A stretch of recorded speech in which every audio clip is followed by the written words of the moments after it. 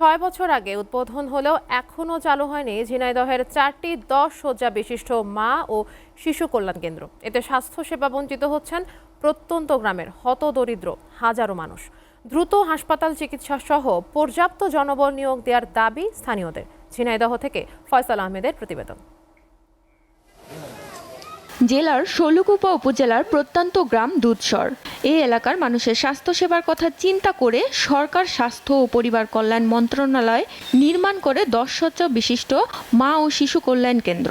উদ্বোধন হলেও জনবল নিয়োগ না হওয়ায় চালু হয়নি হাসপাতালটি।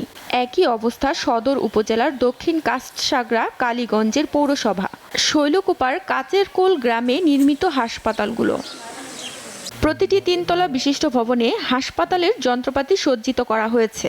পেতে রাখা হয়েছে শয্যা। চিকিৎসক ও স্টাফদের জন্য রয়েছে ডরমেটরি। এমনকি বিদ্যুৎ চলে গেলেও বিকল্প হিসেবে বসানো হয়েছে জেনারেটর। গর্ভবতী মায়েদের সিজার ও শিশুদের চিকিৎসা দেওয়ার জন্য নির্মিত এই হাসপাতালগুলো জনবলের অভাবে নষ্ট হতে বসেছে।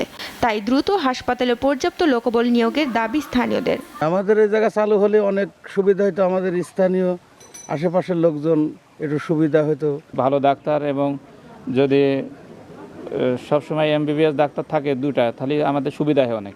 আমরা চাই যে এখানে বড় ডাক্তার অথবা নার্স সব রকমের ট্রিটমেন্ট এখানে শুরু হোক। দ্রুত ডাক্তার মোতায়েন করা হোক, নার্স মোতায়েন করা হোক, এলাকার লোকজনের সুবিধার্থে এটা করা হয়েছে। সংশ্লিষ্টরা বলছেন, স্থানীয় ব্যবস্থাপনায় হাসপাতালগুলো চালু রাখা হয়েছে, সহসাই পুরোদমে চালু করা সম্ভব হচ্ছে না। জনবলের সংকটের কারণে এটা পূর্ণ মাত্রায় চালু করা যাচ্ছে না। তো আপাতত আংশিকভাবে স্থানীয় ব্যবস্থাপনায় কিছু লোক ওখানে ডিপ্লয় করার মাধ্যমে এই সেবাটা কোনো রকমে চালানো হচ্ছে আর কি। আগামী হয়তো 2-1 বছরের মধ্যে আমরা পূর্ণ মাত্রায় জনবল পেয়ে যাব এবং তখন এই কেন্দ্রগুলা পুরোপুরি তার সেবা কার্যক্রম চালাতে পারবে। স্বাস্থ্য ও পরিবার কল্যাণ মন্ত্রণালয়ে প্রতিটি হাসপাতাল নির্মাণে ব্যয় হয়েছে 5,25,00,000 টাকা, যা বাস্তবায়ন করেছে স্বাস্থ্য প্রকৌশল অধিদপ্তর। 2018 সালে হাসপাতালগুলো উদ্বোধন করা হয়। এসিটিভি নিউজ ডেস্ক।